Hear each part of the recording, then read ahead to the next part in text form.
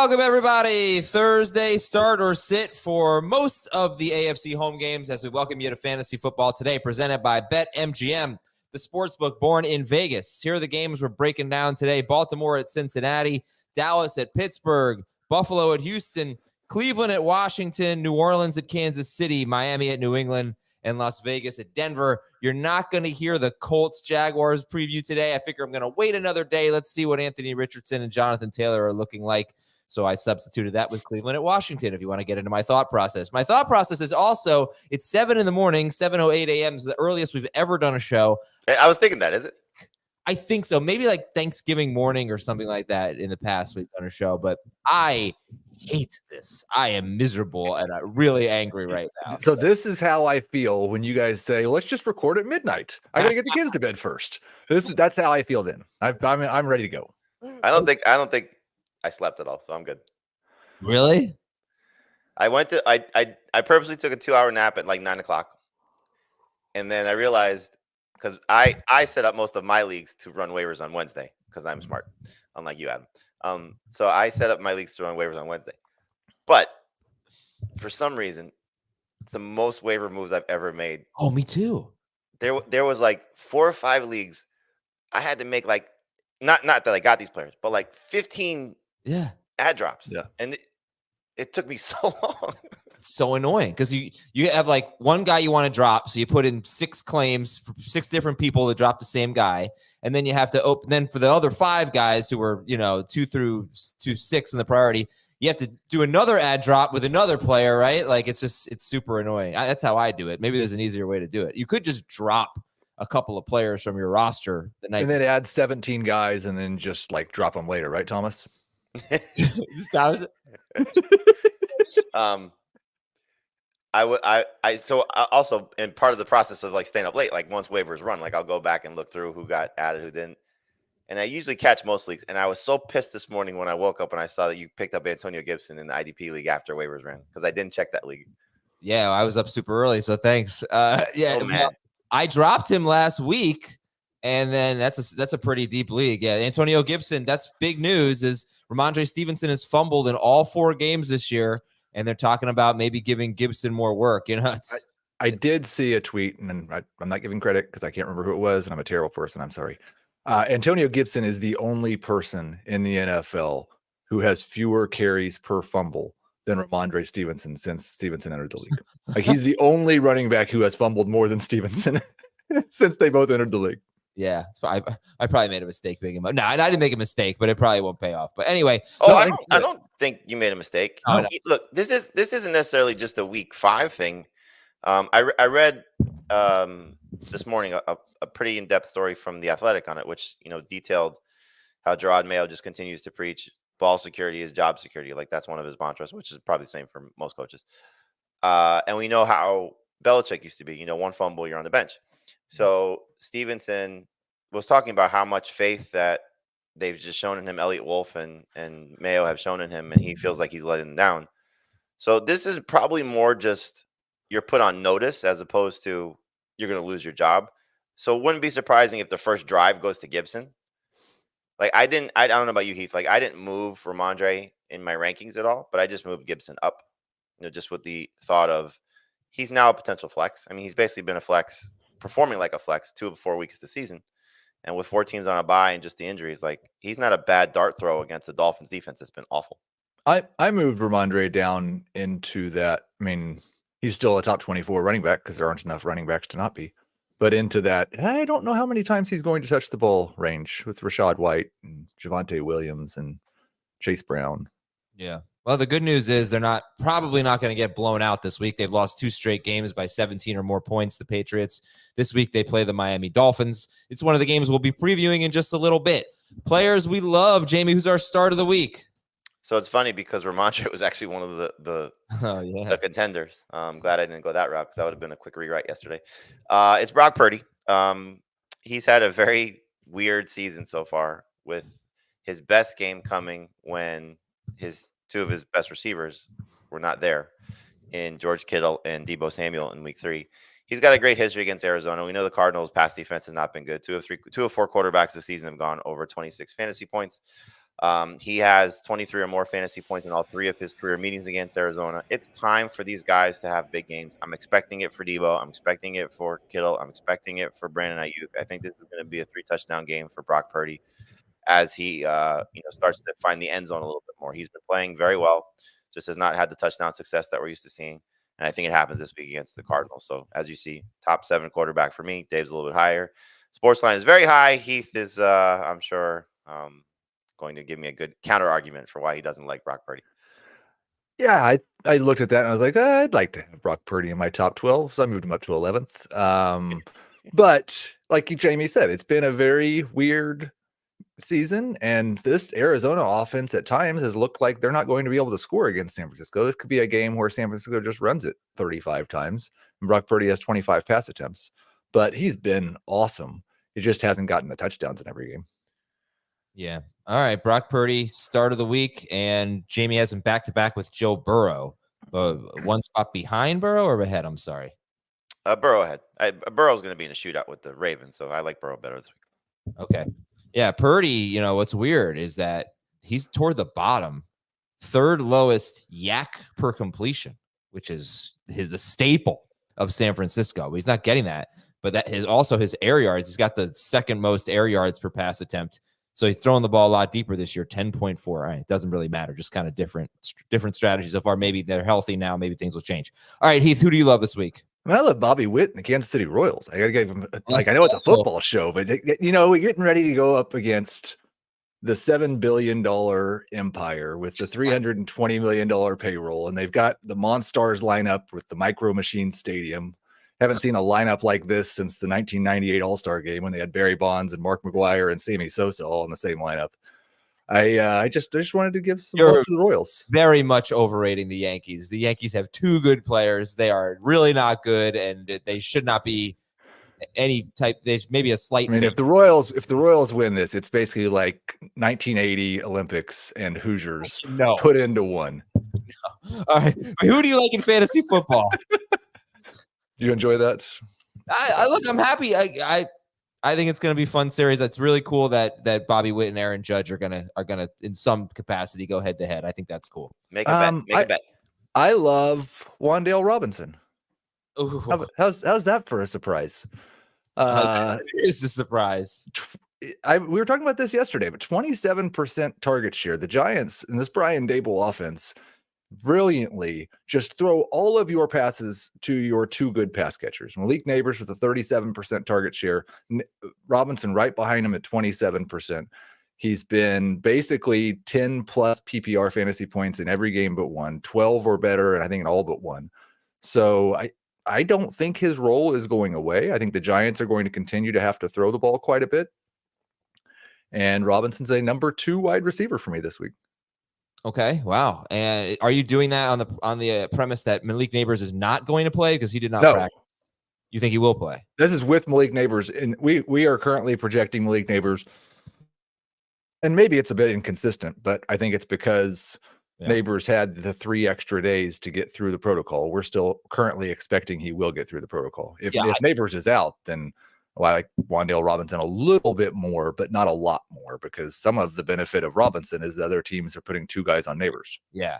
So I am not super encouraged by what Brian Dable said. He said he's in the early stages of the concussion protocol. So just don't. We'll have to pull him if he doesn't practice today. I was kind of banking on Neighbors playing, but I would caution everyone. I hope, we'll see what happens today. You'll know before, obviously, you have to make your Thursday night decisions. But all right, players to avoid. Jamey, who are we sitting this week? If you can, Tyreek Hill. The thing that just keeps me a little bit optimistic is that, first of all, I feel like he's due. It's 3 straight terrible games. Of course he's due. And Tyler Huntley, actually, I was looking this morning. He's had 11 games where he's played 86% or more of the snaps, and he's thrown 30 or more passes in 7 of them. So I think he only threw like 22 passes last week. That's actually kind of low for him. But like Tyreek Hill was open. Tyreek Hill could have had a big game. It's not like Waddle. It's not like Waddle's burning guys and because Waddle's actually been better since Tua left. Right. It's like But yeah, all right. Tyreek Hill. So I think you guys have him right around 22nd or something. Yeah, this is not a outright must sit. You got to get him out of your lineup situation. This is if you have better options, and we've seen a lot of guys play better, than Tyreek Hill since Tua has gone down in the second half of week 2.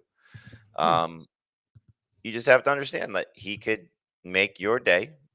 I think he said this yesterday or on CBS Sports Network. He can make your day in one play. He's that good. And he almost, as you said, Adam, he almost had him for a big play down the field against the Titans. I think this is an easier matchup than what he had last week. So take that into account and maybe even the last 2 weeks because Seattle was healthy when they played them in week 3 up there. And then Tennessee's defense is, I think, again, one of the better ones. I believe they haven't allowed a touchdown to a wide receiver all season, if I'm not mistaken. They're the only team that's done that so far. So this is not the same level of opponent, but you just got enough of a sample size at this point that without Tua, Tyreek is human. And did you drop Tyreek below Garrett Wilson?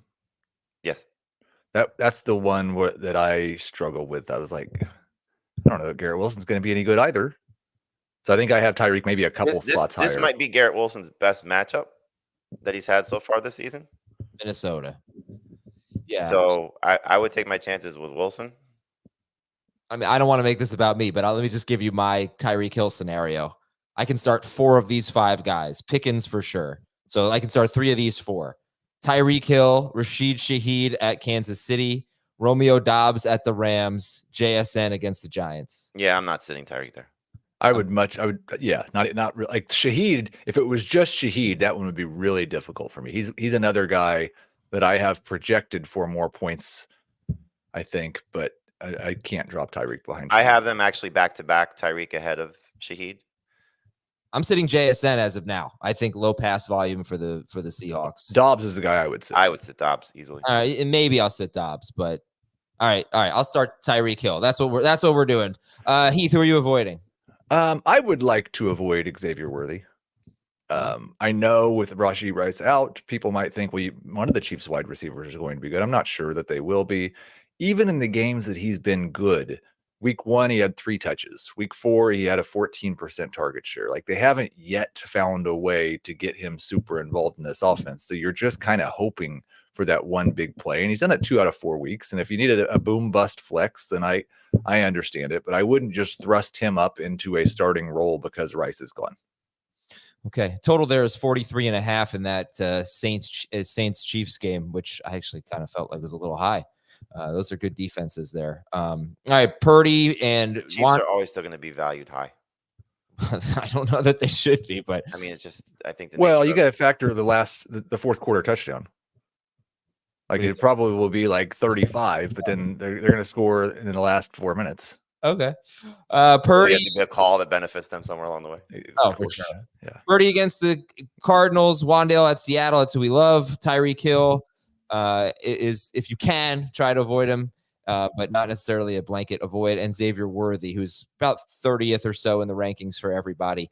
Okay. If you haven't signed up for BetMGM yet, please do that. Use the bonus code FANTASY, and you're going to get up to a $1,500 first bet offer on your first wager with BetMGM. Here's how it works. Download the BetMGM app, and you use the code FANTASY when you sign up. Deposit at least $10. Place your first wager on any game. You're going to get up to a $1,500 bonus bet. You're going to get up to $1,500 in bonus bets if your bet loses. Just make sure you use the bonus code FANTASY when you sign up. We're going to take a break. We got news and notes, 1 question for each game, and then we'll get into it after this on FFT. It's a team almost too good to be true. You guys ain't ready for us. Kick your game day off right as the Tops team tackles all the biggest headlines around the league. Who's got 2 thumbs and loves this next segment? Sunday mornings on CBS Sports Network. A lot of content for you on Sunday morning, CBS Sports HQ. Are you adjusting your time for that, Jamey? I know you're usually on at 10 a.m. on HQ. No, we're doing our show at 9 o'clock. Is that happening? Is this a second false start? No, I don't. I mean, look, I'm planning on it. I'm hoping for it. 9 a.m. 9 a.m. YouTube.com/fantasy football today. We're hoping for it. And on CBS Sports HQ. Yeah. Okay. Is that official? I mean, last I heard, unless something's changed. But it wasn't yesterday. Oh, it changed again yesterday? No, it wasn't official yesterday. Oh, okay. Yeah, I went out and I kind of announced it like it was, but it definitely wasn't official. I was under the impression that I will be doing 4 hours of programming myself on Sunday. Okay. Not myself, but I will be on for 4 hours. I think, there'll be something at 9 a.m. and then at least that at youtube.com/fantasy. You know what? I can guarantee there's going to be something at 8 a.m. There's FFT Express. Yeah. The we'll best 9 minutes on YouTube. Yeah. And then again from noon to 1, for sure. We'll Or be 11. So let's recap what we think we have. We have you guys at 8 a.m. for 9 minutes. Uh-huh. Then we have what we think is our live stream for an hour from 9 to 10 on YouTube and HQ. Mm-hmm. Then HQ from 10 to 1. Okay. Yep. And then you, Dave, and Heath From 12 to 1 from 12 to 1. on YouTube. Yep. Gotcha. Yeah. And of course, I'm going to have to be up till 2 a.m. watching a college football game the night before. So, it's great. I saw time something like the equipment truck is still driving. for that game. It's the long. I thought Josh Pate, yeah. They're going to game day. Josh Game Pate day. tweeted something. I think like it's the longest trip for a school this year. Oh, Miami to Cal. Yeah, it makes sense. All right, let's get into the news and notes. Anthony Richardson was limited at Jacksonville. Russell Wilson's making progress Sunday night game against the Cowboys. Justin Fields, we're expecting him to start. Bijan Robinson's off the injury report for tonight's game. Jonathan Taylor missed practice. If he misses practice again today, you got to start like Bucky Irving over Jonathan Taylor, right?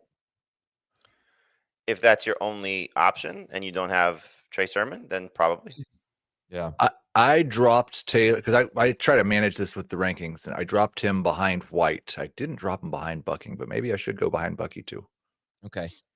We got Antonio Gibson possibly getting more carries. Robert Saleh was a little bit vague about the Jets goal line role. You guys concerned about Breece Hall's value? I wonder like what we would do. I think you guys did this on Wednesday, so I apologize. But like if we knew that Algier and Braylon Allen were going to be so involved. Yeah, right. And Christian McCaffrey was going to be out. Like, would there be a running back in the top 10? Barkley. Oh, Barkley. Yeah. I had Hall at 5 yesterday, but this made me a little nervous. I probably would have to readjust that.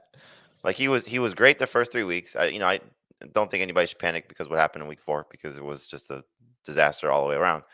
But look, Breece Hall's going to be fine, but it is a little annoying that Braylon Allen's been so good. I am mostly like I would still draft Hall where he is. If you just told me what was going to happen the first month of the season, he's still getting almost 20 touches a game. Like they just have a lot of running back touches available. The problem is for Garrett Wilson in the passing game.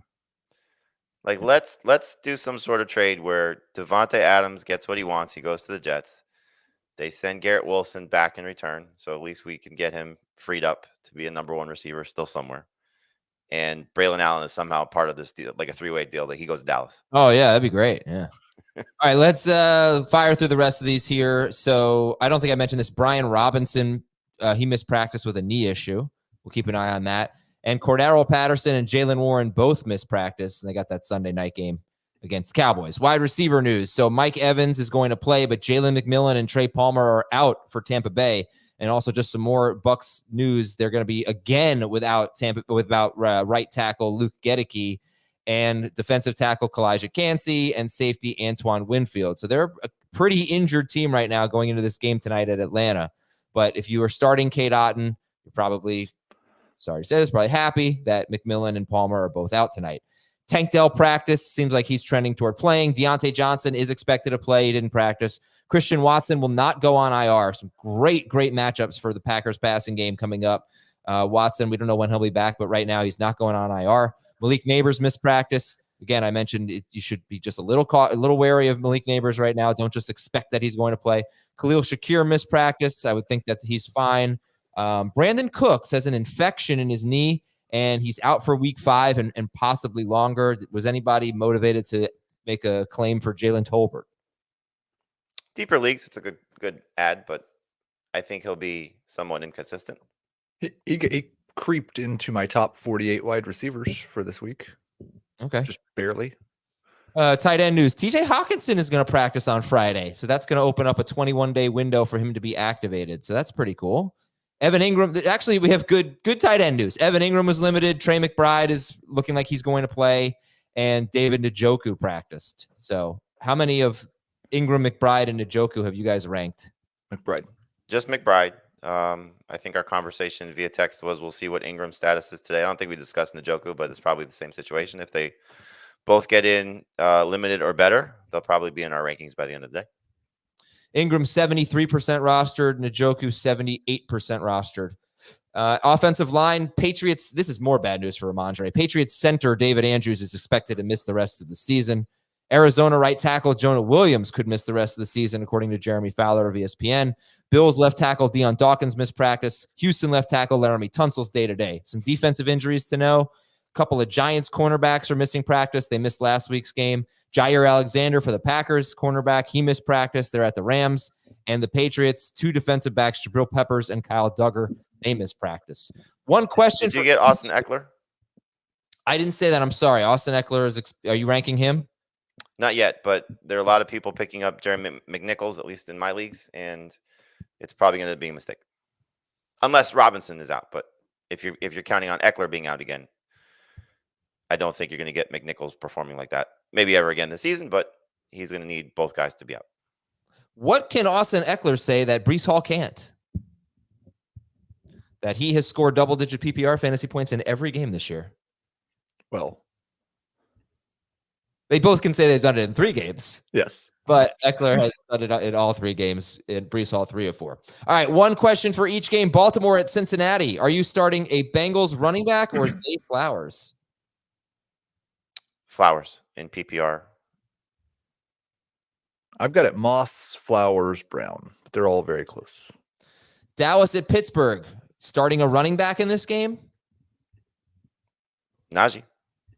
Yeah, I don't know how you get away from Najee this week. What if Patterson and or Warren play? I think the fact that they elevated a running back, I forget his name, from the practice squad is a pretty telling sign that they're both going to be out since they both missed practice on Wednesday. Warren, who knows when he's coming back, and Patterson getting hurt and not practicing on Wednesday after leaving with an injury. So this should be the Najee show. At some point, he's going to fall in the end zone. That's what you got to hope for at this point. You know, the catches have been nice to save him the last 2 weeks. He has not been good. Offensive line has not helped him.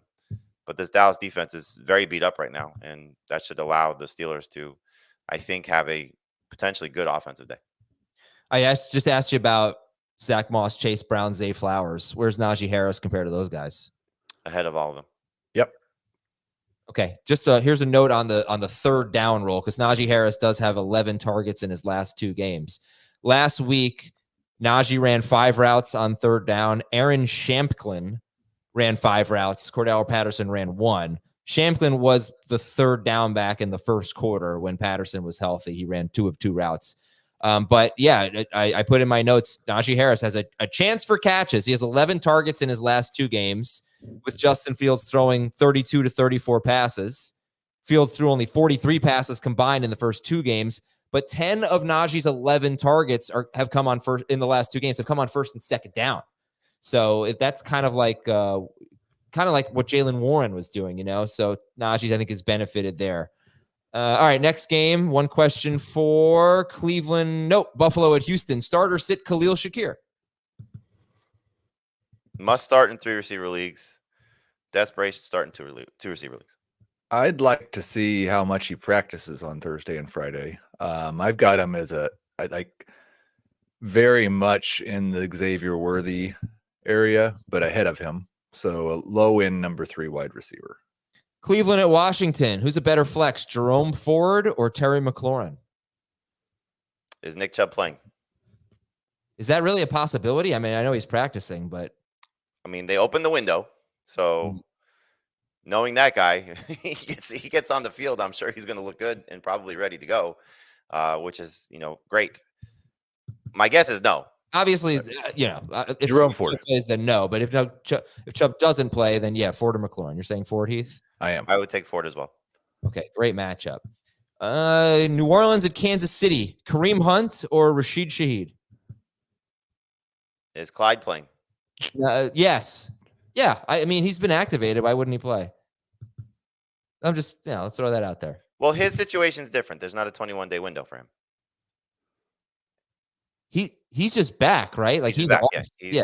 He's on the NFI list, so it's not the PUP list. I would probably still take Kareem Hunt. Over I've got Hunt just barely. Okay. Miami at New England. Do you trust Rhamondre Stevenson? He is number 2 running back. This is if he has a big game, sell high. Najee or Rhamondre? Still Rhamondre for me. Oh. Heath? I'm reading on this Clyde thing because it does sound like there's something kind of weird the Chiefs did procedurally where Edwards was listed as returned to practice. Okay. So I'm not sure that Edwards is back this week. We're just dropping the second part of his last name? Yes. Okay. CEH, Clyde Hilaire. Okay. All right. Yeah, maybe I'm wrong. It says our update on our site says Clyde Edwards-Helaire is returning to practice this week and should be available for games soon. Well, remember, their first practice is today, so we'll know. Yeah. Okay. Okay, I think he's definitely returning to practice. I think he does remain on the list. Okay. As well. He's just able to practice. Las Vegas at Denver. Is there a single good start in this game? And then I put other than Brock Bowers, but honestly, I'm going to include him because he's been bad the last 2 weeks. Is there a single good start in this game, Las Vegas at Denver? Given the nature of running backs this week and the fact that the Broncos just lost another guy, I'm going to say Javonte is a good start. Sutton is a good start in 3 receiver leagues. And Bowers is a must start because you better be loaded at tight end to be considered sitting him.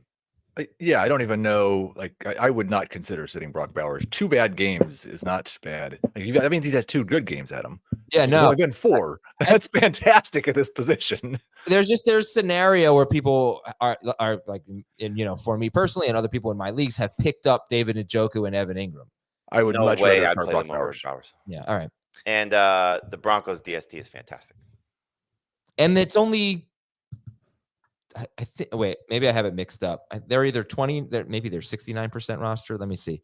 Broncos DST is 79%. There's one DST out there that seems so appealing. Patriots. I think they're 29% rostered. Yeah. They're not that good though. Yeah, 29% rostered. Okay, let's go to. Neither are the Dolphins, but they're playing each other. Yeah, Baltimore at Cincinnati.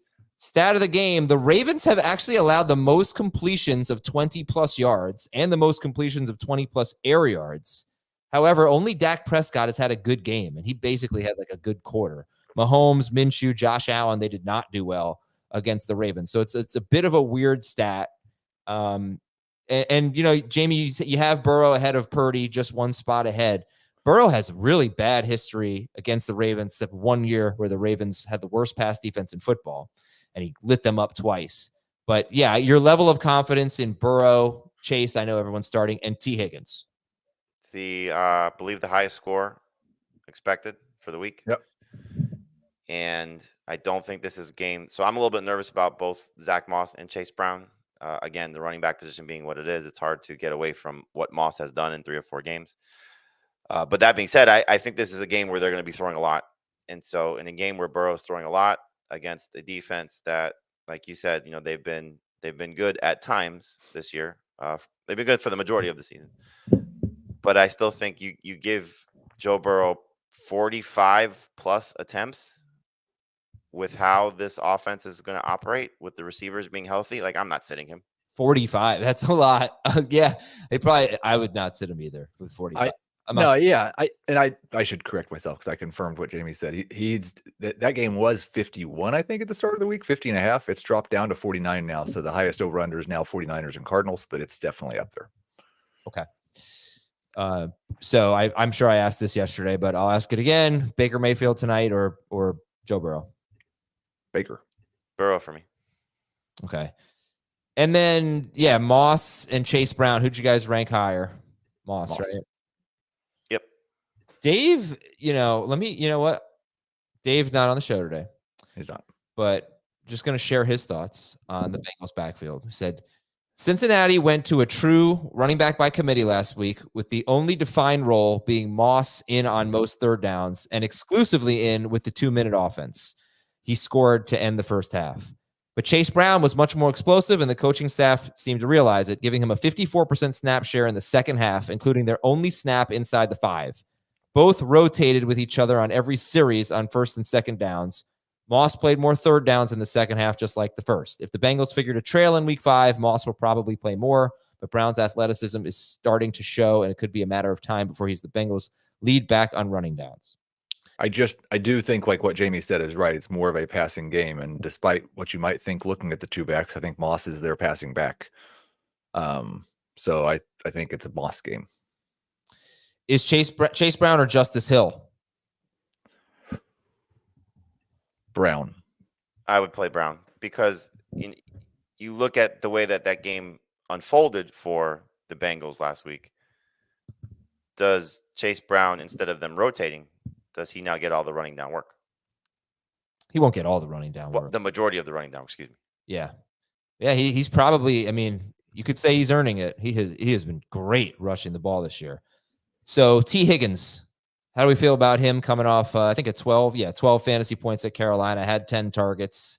How are we feeling about Higgins? Number 2 wide receiver. He's a number 3 wide receiver for me. I'd like to see a good game. Okay. Flowers or Higgins? Higgins. Flowers. Okay. How do we feel about the Cincinnati tight ends? If you're desperate, I would prefer Eric All at this point over Gesicki. I've got Gesicki ranked higher, but I do want to add All in deeper leagues because I think that's definitely coming. Okay, Lamar Jackson, start him. Derrick Henry, start him. I think you guys probably, this has to be on your mind, right? The fear here for me with Zay Flowers and obviously Mark Andrews is that Derrick Henry could run all over this team, right? They have a terrible run defense and they're giving up 4.48 yards per carry to running backs. I guess it's not as bad as I thought, but we've seen guys like Chuba Hubbard, 18 carries for 104 yards and a touchdown against. So that's my concern, is that it's going to be like we've seen the last 2 weeks and 20 pass attempts, which would be a higher than each of the last 2 weeks. And then that's not good for Zay Flowers. So Jamey, how do you weigh that against the possibility of a shootout in this game? So that's one reason why I prefer Higgins over Flowers with that factoring in, because I don't think that this is a Bengals run game. I think this is a Bengals throw game, and this is potentially a Ravens run game. Yeah. The thing that you want for the Ravens pass catchers is they come out and they punch Baltimore in the mouth early and they score and they're up 10-0 going in the second quarter, middle of the second quarter, up 10 points, and Baltimore is fine. Because what have we seen? First 2 weeks they were chasing against Kansas City, they were chasing against the Raiders, or they were, back and forth against the Raiders. But yes, this run defense is awful. It's absolutely abysmal. So, Henry's my number 1 running back this week. So I'd be surprised if they're going to be in a high volume situation, but I think Flowers is a good number 3 receiver for this week, just based on the potential of it. And then in the case of the tight ends, good luck. But, at what point are you going to just outright bench Mark Andrews? And this could easily be the week because of what's happened this season, so I understand it. I've decided to help Mark Andrews get off this terrible start. And I said it yesterday on the show. I'm not faking it with Mark Andrews ranking anymore. He's my tight end 22. Wow. I'm like, if it turns into a pass game, that's probably just good for Justice Hill. He's right. He's much more involved in the passing game than Mark Andrews is. I mean, Isaiah Likely's more involved. I ranked Isaiah Likely ahead of Mark Andrews. That's the funny thing is we're moving on from Isaiah Likely, but I think people are still going to begrudgingly hold on to Andrews. But Andrews is playing fewer snaps than Likely. Now, if they get into a throwing game, maybe that changes. Okay. No, he just plays left or right tackle. Yeah, he's blocking well. I think he has more pass block this season than targets. So Zay Flowers is he's a wide receiver 3. Wide receiver 3 for you. He's almost a wide receiver 2 for Jamey, and right around there for Dave. So you're a little bit lower on Flowers, but he's not a top 20 guy. Tyreek Hill over Flowers. Yes. All right. I think that's about it for this game. But so yeah, if you happen to pick up Njoku and Ingram, those you could start them over Mark Andrews, not over Brock Bowers like earlier, but Yes, Right. you should start Tucker Kraft over Andrews. I would start Otten over Andrews. okay. That's better. I'd start Colby Parkinson over him. Like, I know it doesn't turn into fantasy points, but he at least is seeing targets. Yeah.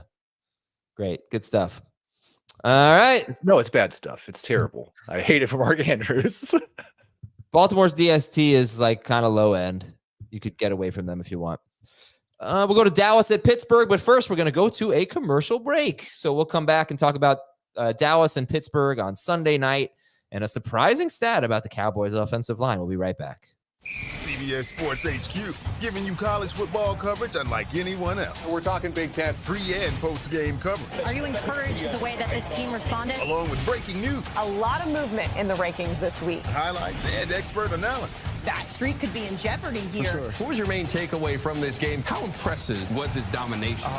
That really changed the football game. Let's go ahead and have some more fun. Another wild ending. The chaos continues. Turn to CBS Sports HQ.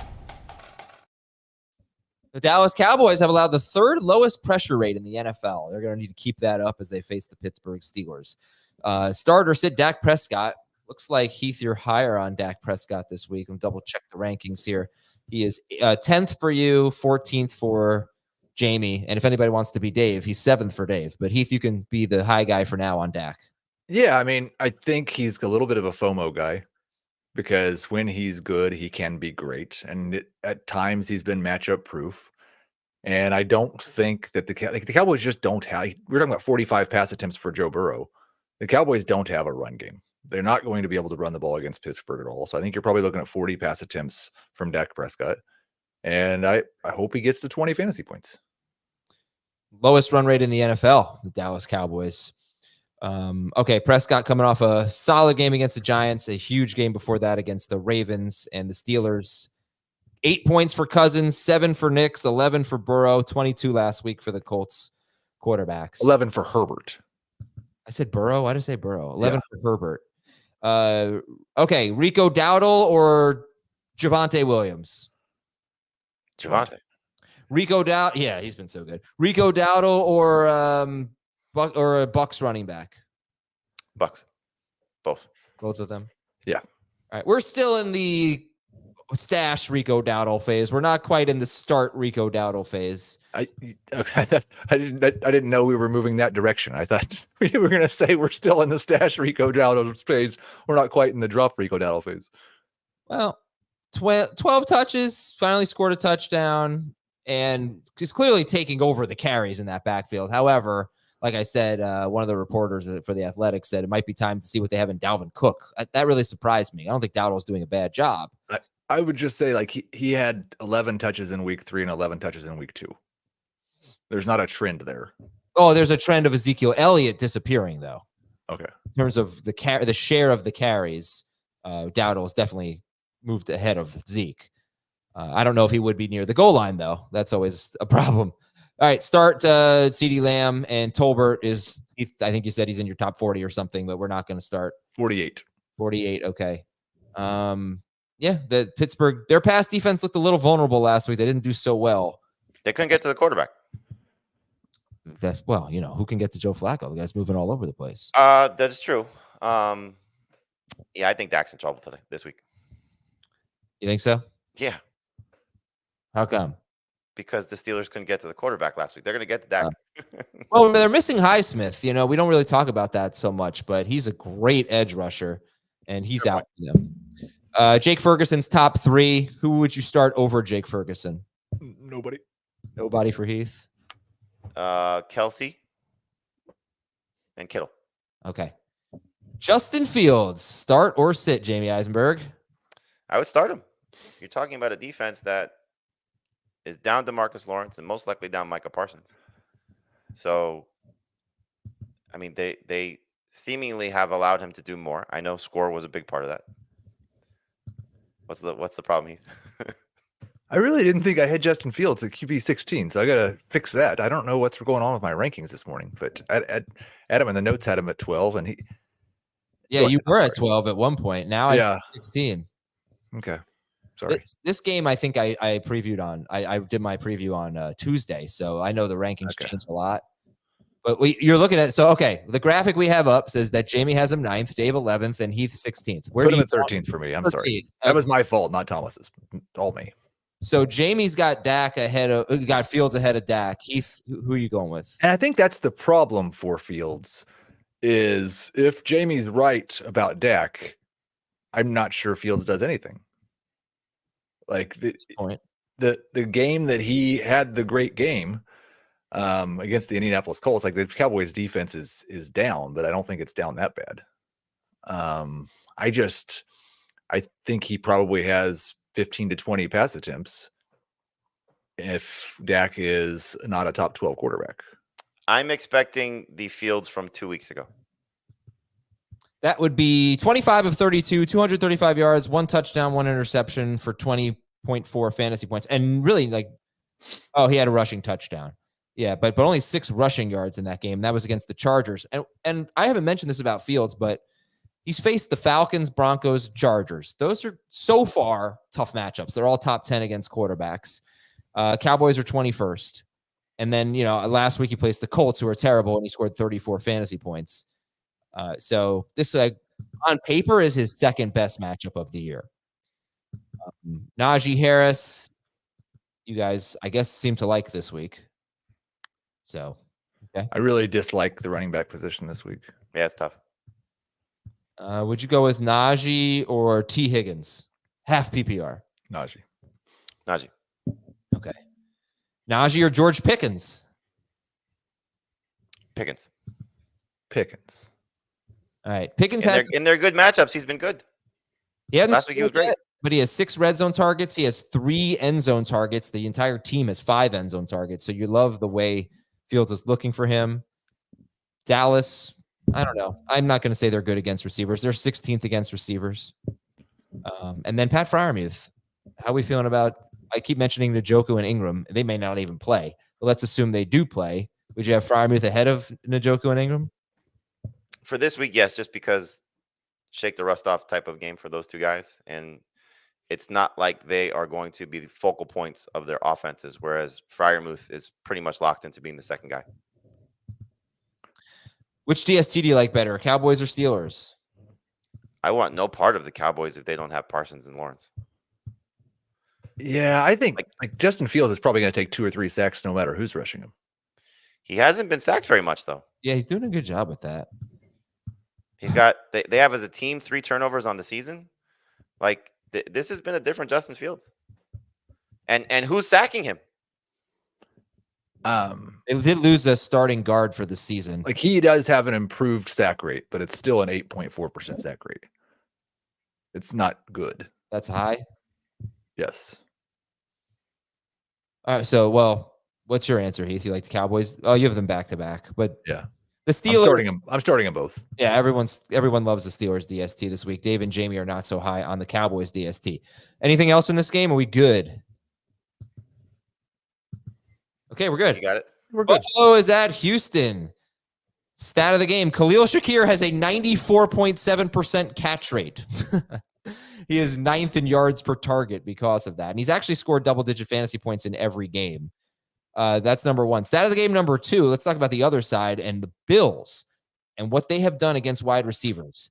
They've held Marvin Harrison, both Dolphins wide receivers who had Tua for like a half, Brian Thomas Jr. and Zay Flowers. All of them had 50 yards, fewer than 50 yards and no touchdowns. 3 of those receivers had fewer than 25 yards. And no quarterback has even thrown for 180 yards yet on the Bills. And they could, I don't think they will, but they could get Teron Johnson and Terrell Bernard back this week. They're practicing. I shouldn't say I don't think they will. I have no idea. But they could get those guys back. Kyler Murray, Tua, Lawrence, Lamar Jackson, none of them have even thrown for 180 yards. I don't know. I guess I have to buy the Bills' defense. Pass defense has been so good. But obviously you're starting Nico Collins. Stephon Diggs, though. Game. Come on. Is it more of a revenge game for him or for the Bills? Right. Yeah, he did score at Minnesota, right? So that was he had 10 for 94. Oh, yeah, 10 for 94. Okay, that's still a good game. All right, is he an easy start this week? He's a top 10 receiver. Top 10? Yes. I look, this Bills defense I do think is good. The laundry list that you just gave, there's an asterisk with almost every situation. The Dolphins, obviously what happened there. The Ravens, they didn't have to throw. The Cardinals for Marvin Harrison, it was his first game. We know how that went. And then week 2 he came out and everything was fantastic because he got targets. Yeah, but isn't it something to say about the Bills that you know how the Bills operate? They do not give up big plays. Yes, no, look, they're good. For Diggs. You can make a case. Arguably, their best pass rusher this season is not playing. Yeah, right. Von Miller's out. And why is it good for Diggs? I talk about this like every week with the Bills. They give up the underneath stuff. Diggs is a slot guy. He's in the slot almost all the time. He's not going downfield a lot. He's catching short balls. His ADOT is 7. Right. It was really never below 10 in Buffalo. Yeah. And he's not doing anything after the catch, which is weird. So that's bad for that. So on paper, like bad for Tank Dell, good for Stephon Diggs. Would you say that? I would not start Dell this week. Right. I think you're looking at the two guys. First of all, Nico, I don't know where you have him, Heath. Nico Collins is number 1 receiver for me. He's just been amazing. And Diggs has been fantastic. So like, it's pretty clear, like, where they're going. Like, we were worried, okay, there's going to be 3 guys where the target's going to be spread out. Throw in Dalton Schultz, throw in Joe Mixon. Like, they're going to be – it's Nico and Diggs. Like, that's where C.J. Stroud is looking right now. Yeah, okay. So you must like C.J. Stroud then, because he really hasn't been great this year. Not yet. He has not been great, but quarterback position has not been that great either. So I'm not getting cute and starting, Sam Darnold over him. But are you starting Brock Purdy? I'm expecting a shootout, so I'm going to start C.J. Stroud. Brock Purdy or Stroud? I think I have Stroud ahead of Purdy. Stroud. All right. Stroud's top 5, I think, for everybody. All right. So, Nico, Diggs, you second this thought, Heath, that Diggs is a must start? I've got him top 15, not quite top 10, but yeah. I mean, like, there's a couple of guys that when I look at my rankings, I would like to move ahead of him, like Brian Thomas Jr., but I just have a hard time justifying it. I can't put Tyreek ahead of him. Maybe Marvin Harrison, but I don't really like his matchup against San Francisco. I don't like Garrett Wilson that much. Chris Olave's got a bad matchup. Is San Francisco? Have they been San Francisco? Because I wouldn't even think twice. I would start Marvin Harrison over Stephon Diggs. I guess I'm crazy. Well, not necessarily crazy. They're close. Okay. Stephon, I think that they haven't really faced good wide receivers. Justin Jefferson, big game. Garrett Wilson, no. This is San Francisco I'm talking about. Okay, so whatever. Start Diggs. What about the Texans running backs, Jamey? How do you see that scenario right now? The fact that it's another Wednesday and no Mixon and no Pierce is a little troubling. Clearly for Mixon, we don't care about Pierce as a fantasy option. We care about him as a person. The sneaky play really is probably Dario Gumbawale, because they are terrible against pass catching running backs, like absolutely awful. And so if you're really, really, really, really, really desperate, he's available everywhere. And if Mixon is out again, maybe even Mixon plays, but he may be a great DFS option, right? That's a day game. Great DFS option. They have the Sunday night game in DFS now. FanDuel. On FanDuel, I think, not on DraftKings. Yeah. Okay. But if Mixon plays, he's a no-brainer. You start him, right? Start him. He is a starter. What about Akers? Like, I don't really want to start Akers. I do not either. I don't want to start Akers either, but he's in the flex conversation. But I really do think like Ogunbowale could be sneakily good. By the way, we'll talk about this tomorrow, but with Trey Sermon, I can't.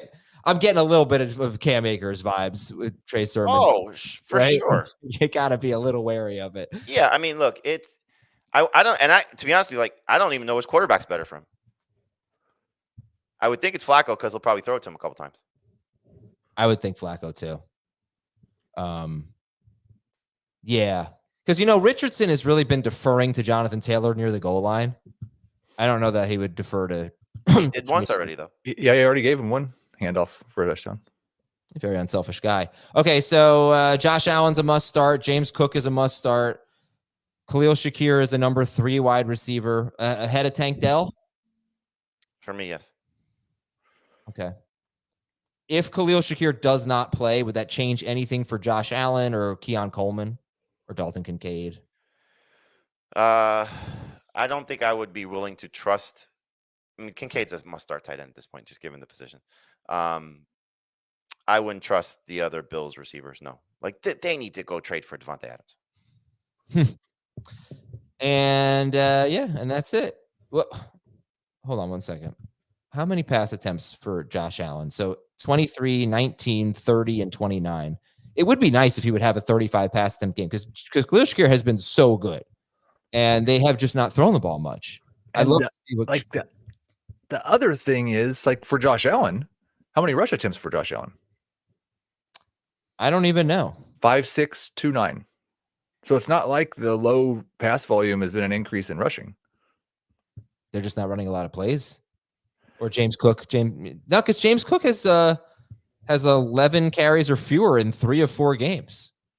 Where do they rank in plays? Really low. Yeah. All right, let's get a shootout here. Okay, Cleveland at Washington. I'll take a shootout in this game too. Let's update our stat of the game. This time it's correct. The Commanders have now allowed 75 yards or a touchdown to 36 wide receivers in their last 21 games.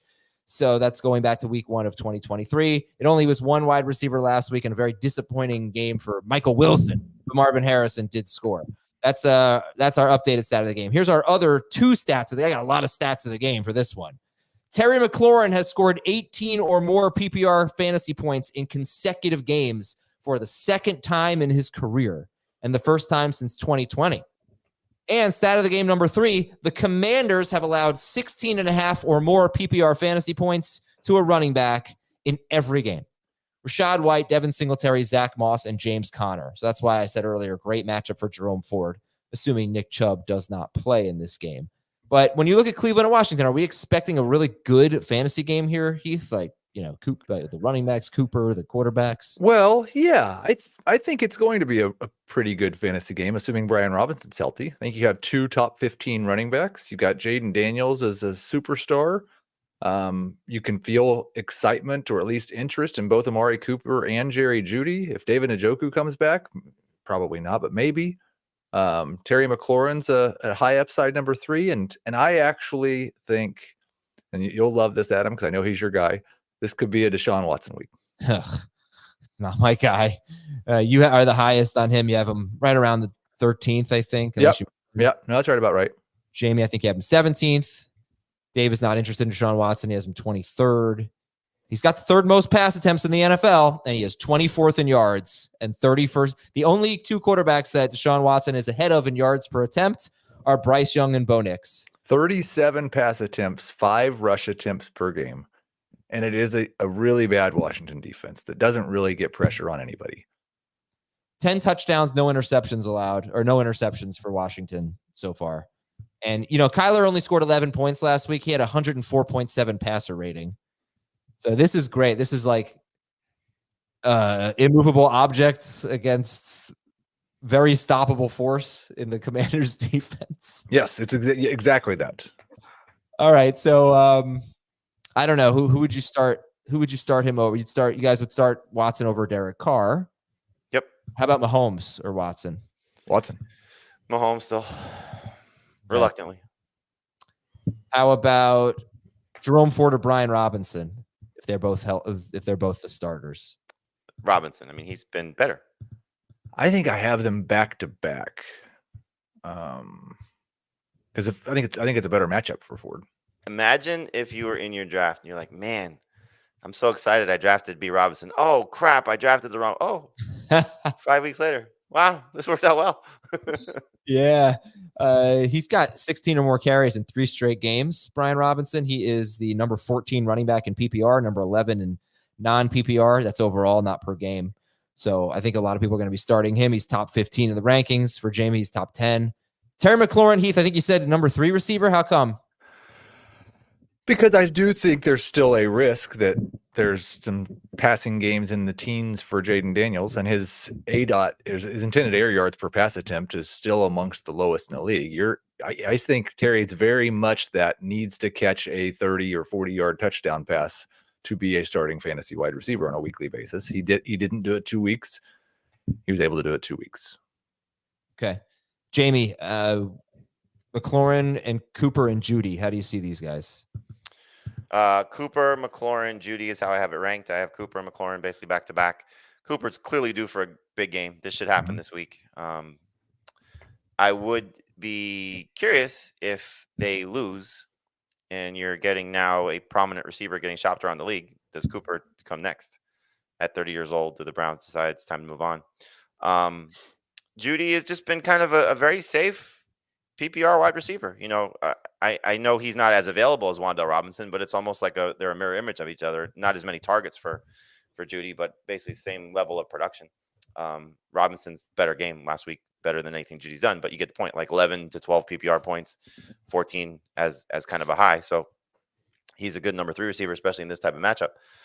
The one thing will be is, you know, where does Njoku sort of hurt any of these guys? I don't think he can hurt Cooper because Cooper's not been that successful aside from the one game against the Giants. But in any event, I think Judy's number 3 receiver, Cooper's number 2 receiver, and Njoku is a starting tight end by default. I think the guy, and I'll probably lower him if Njoku is active. I think the guy that Njoku will hurt will be Jerome Ford, because he's had a couple of weeks where he saved himself with those targets just on dump offs, and they've thrown a lot of those to Njoku over the last couple of years. Would you guys, Flacco has. not necessarily Watson. Would you guys start Amari Cooper or Chuba Hubbard? Chuba. Devon Achane or Amari Cooper? Imagine saying that after week 1. It's easy for me. Cooper. Achane for me. All right. Listen, if Cooper can't get it done this week, we got a problem, because the targets have been there every single week. Should be there this week. All right. Jerry, by the way, Jerry Judy or Wan'Dale Robinson, who do you like better? Wan'Dale. Okay. Jerry Judy or DeAndre Swift? I'm going to buy Swift after what he did last week, especially with his matchup. I'm going to buy Swift for about 2 more weeks, and then I'm going to sell him. Yeah. Swift has the Panthers. Okay. And McLaurin, sounds like, Jamey, you're a little higher on McLaurin. Yeah, much higher on McLaurin. Wow. So like 13 or 14, well, I don't know, 13 or 14 spots higher. Is that still true? I've got him like 29 or 30. Okay. Jamey's got him 17th.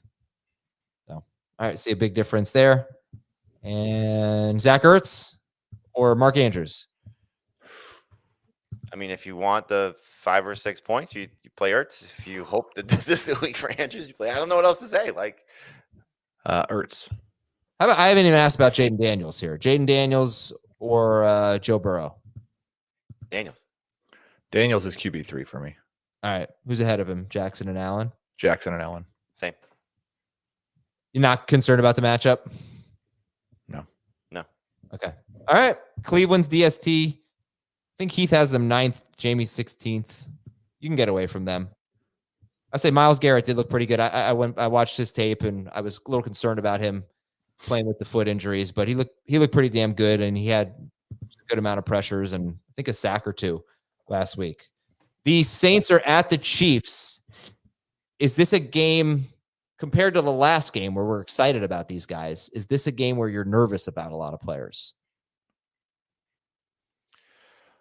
You have to be. I mean, look, the Mahomes has one 20-point game in his last 9, going back to last year in the regular season. So, yeah, can I give you this, Jamey? It's been now 17 games, including the playoffs. So it's a full season, including the playoffs last year. The last 17 games, he's been over 21 points twice in 6-point per passing touchdown leagues. It's incredible. I mean, and look, they care about one thing and one thing only, which is wins. So it's not like they're going to change. Like we thought last week, they're going to change. Now, granted, Rice going out, I'm sure, was a big part of that. But after Pacheco's injury, I guess even 2 weeks ago when they played the Falcons. So it's hard to say Mahomes is a must-start quarterback. And the fact that you see, if you're watching on YouTube, that his start percentage is at 88%, I think still speaks to, and I'm in 2 of those leagues where I just don't have any better options. Right. Like I'm still starting Mahomes. I dropped his ass 2 days ago. For who? Or Tank Dell. Who's your second quarterback? Baker Mayfield. That's interesting. The tank they'll be on the waiver wire is 10-team league? Nope. 12-team league. 12-team. Okay. Yeah. Mahomes is not a must-start quarterback. Who is a must-start in this game? That's a better question. Kelsey easily. Kamara easily. Olave, I think, is still a must-start receiver. I mean, he's just got too much potential. I think that's it. Yeah, I would just stop at Kelsey and Kamara. And here's the thing about Kamara. I mean, obviously he is a must-start, but the Chiefs have been so good against the run. Now, Kamara has always got the pass-catching potential, but the Chiefs best against running backs so far. Fewest fantasy points allowed. 3.1 yards per carry to running backs. Now going back to the playoffs last year, they've held 6 straight lead running backs to 3.6 yards per carry or worse. That's Derrick Henry, Zach Moss, Bijan Robinson, J.K. Dobbins this year, and Christian McCaffrey and James Cook last year. So just obviously you're starting Kamara, but the Chiefs are a horrible matchup. And then Olave, yeah, I mean, I think everyone's pretty much going to start him. He's got 2 straight games with 86 or 87 yards. Shaheed is pretty interesting, though. Shaheed's been 15.7 or more fantasy points in 3 or 4 games and 1 game with 0 fantasy points. No wide receiver has more than 67 yards against the Chiefs yet.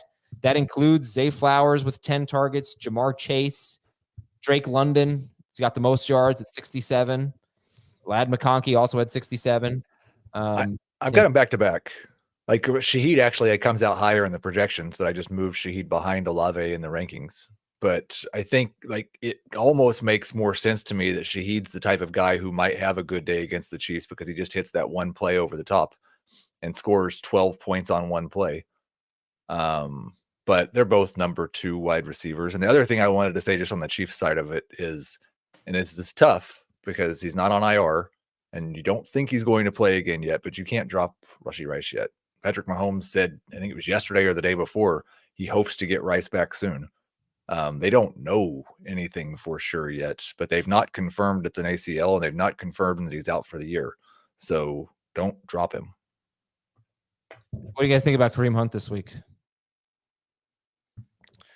In most weeks, he'd be a flex. I think, based on how the rankings are going to shake out, and you see, again, watching on YouTube, our consensus rankings 22. I know he's right around there for me. I don't know. Based on what you said yesterday, Heath, I assume around the same range. I'm just a little bit higher on him, but yeah, he's an RB2 for me this week. So like it's a hope really, because I think if Clyde plays, it's going to be a little bit tougher to say must start running back. Yep. But if Clyde is out, based on what happened last week, like Carson Steele, I don't think is a factor because of the fumble and the fact that Hunt looked as good as he did. And Samaje Perine is probably just going to continue to play in his role of obvious passing downs and, filling in here and there. The question would be is, do they go back to Steele as the goal line guy? Because he was in that role, or at least presumably in that role when Pacheco was healthy, even though we didn't really see it fully, but that was the thought. So I just think if you picked up Kareem Hunt, you're just saying, okay, he's going to start for me in some capacity, whether it's a number 2 running back or flex, unless your team is just really loaded. I think I have him 17th right now, but I'm not expecting Clyde to play yet. If Clyde was in, then he might drop to 21 or 22. Okay. If we have any Kareem Hunt questions, I'll read them. If someone's asking Worthy or Shaheed? Shaheed. Worthy's like wide receiver 30 for you guys. Heath was saying he'd like to avoid him. Yeah, I think he's closer to 35 for me. Okay. The one thing, I just go back to what you said, Heath, the target share makes total sense for what it was the first 4 weeks of the season. Is this the week that they have to use him? And I don't know. I don't know if it's, hey, we're going to use Juju more. We're going to use Watson more. You heard Mahomes say those 2 names and Noah Gray. So it's no slam dunk that Worthy all of a sudden gets elevated to this extreme level because Rice is not there. It's a hope. And clearly all the Worthy fantasy managers are just going to sit here and say, yes, I'm going to throw him in my lineup with the expectation that he's going to get maybe 7 or 8 targets. And my God, he could look fantastic with 7 or 8 targets, but it's just not something that we can sit here and say it's a guarantee. Man, I might start Noah Gray over Mark Andrews. Yeah. Worthy, Wicks, or Kirk? We have a question. Worthy, Wicks, or Kirk? Kirk. Hunt or Wicks? Hunt. I would go with Hunt in any format. Interesting. Okay. All right, let's go to our next game, Miami, New England. First, though, we're going to take one last commercial break. We'll be right back on FFT. Well, you need your sports news anywhere? We've got breaking news to bring you. Then get your sports anytime you want them. Big trade news overnight to discuss. Because we know you need sports all the time. A lot of movement in the rankings this week. A legend adds to their legacy. We're bringing you that breaking news right here on HQ. CBS Sports HQ, anywhere, anytime, all the time. Dolphins are at the Patriots. Stat of the game, the Dolphins have allowed 8 touchdowns to running backs in 4 games, 7 of those rushing touchdowns. Rhamondre Stevenson, Kareem Hunt, Devon Achane. How would you rank those 3? Achane, Stevenson, Hunt right now. Achane, Hunt, Stevenson. And if Clyde's back, then it's probably Achane, Stevenson, Hunt. Do all 3 of those guys have really, really low floors this week?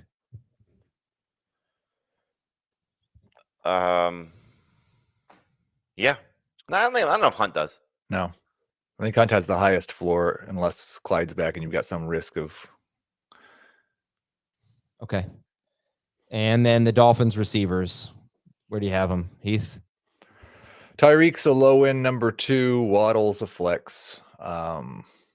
And it really hasn't been much different. They've combined for 129 yards the last 2 games.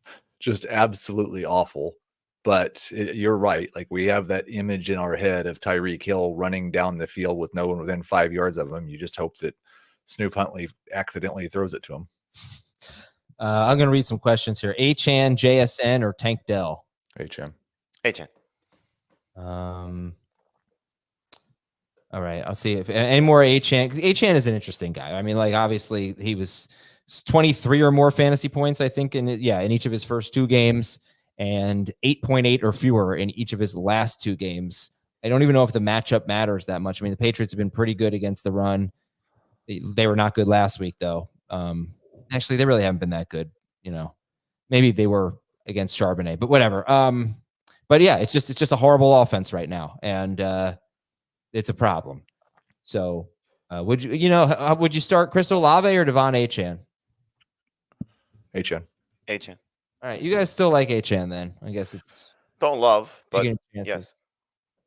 Not gonna go to like Devin Singletary over him. Is he okay? Oh yeah, he missed practice too. I think I mentioned that. I hope I mentioned that. Devin Singletary missed practice. I don't know. That was a surprising one to me. Dolphins wide receivers talked about. Dolphin tight end, no. Jacoby Brissett, no. Rhamondre Stevenson is still worth starting, but there's a lot of risk because he's fumbling. Antonio Gibson's 55% rostered. And no Patriots wide receivers and no Patriots pass catchers in general, right? Stop me if I'm wrong. And which DST do you prefer? Dolphins slightly over Patriots. Patriots for me. Achane or Sermon if Taylor is out? Achane. Achane, Bucky Irving, or Jerome Ford? Achane still over Ford. Just barely. Very, very close. All right. If anybody has any Tyreek Hill or Jalen Waddle questions, you can fire those away in the chat as well. But we're going to go to our last game, Las Vegas at Denver. Okay, stat of the game number 1. The Raiders have allowed 15.5 or more fantasy points to a running back in all 4 games. Dobbins, Henry, Chubbard, and Jerome Ford. So can we get 12.5 PPR fantasy points from Javonte this week? What do you guys think? We should. But I don't want to really he's still just a borderline RB2 for me because I don't want to trust that Sean Payton doesn't have some other running back that he thinks is better. Savon Ahmed. Is that who it is this week? That's who they just signed. I left a few notes out because I don't think I mentioned the Singletary thing. And another thing I didn't mention was that Zamir White got hurt in practice yesterday. It was in practice or he missed practice?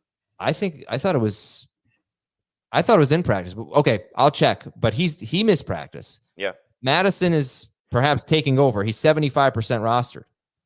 So would you start Madison? We've talked about Kareem Hunt, Devon Achane, Rhamondre Stevenson, Javonte Williams. Is Madison in that group, behind that group? What do you think?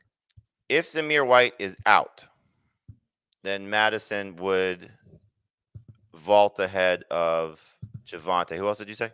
Kareem Hunt, Rhamondre Stevenson, Devon Achane. No, not ahead of Achane. he probably would be right around where I have Hunt. So like right around 20th.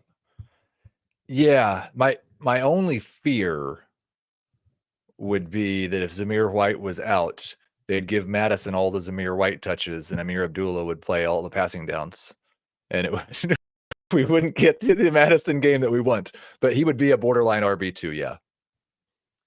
The note here says on our site, White appears to have sustained the groin injury during practice. Okay. That's never good.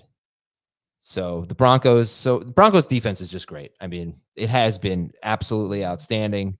No running back has had a big game against them. Oh, Ken Walker in week 1. He was really good, but they just held Breece Hall to 10 carries for 4 yards.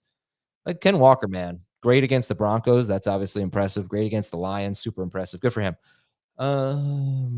Okay, so the running backs are interesting in this game. How about the wide receivers? Who's the best wide receiver in this game in Las Vegas at Denver? So, in the game or in the building? In the game. Is he in the building?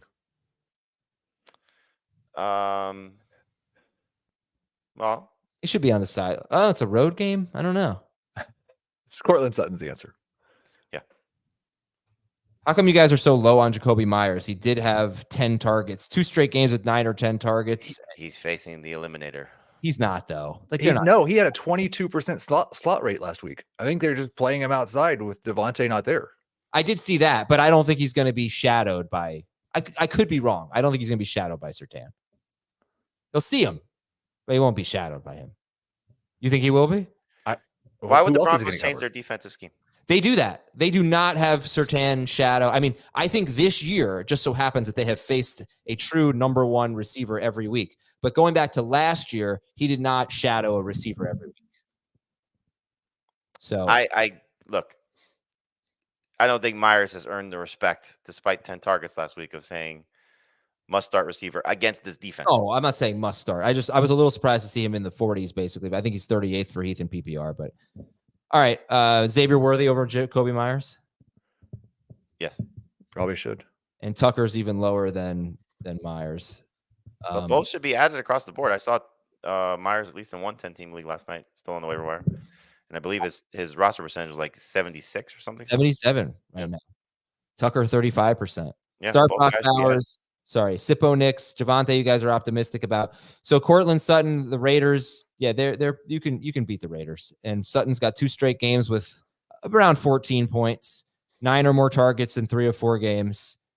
Not the most accurate targets. But I'll tell you guys, this might be controversial. I'm starting Cortland Sutton over both Devontae Adams and Jamison Williams this week. It's pretty smart. Yeah. Probably over St. Brown too, right? You should go that route. Yeah, I think I'd start him over St. Brown. I don't think St. Brown. I mean, look, Bo Nix is probably going to, increase what he did last week, so he may get to like 90 yards passing, and 80 of those will probably go to Sutton. I think based on last week, 90 of them would go to Sutton. Sutton had 60 yards last week. Bo Nix had 60 passing yards last week. Pretty unbelievable. All right, that's pretty much it for this game. Any questions? Let me see if we have it. Trey Tucker or Darnell Mooney is a question we have here. Mooney.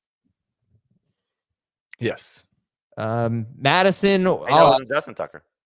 Could be. Madison or Sutton. Who you like better? If Zamir White is out, Madison. If Zamir White is in, Sutton. Yep. Okay. Looking for more questions.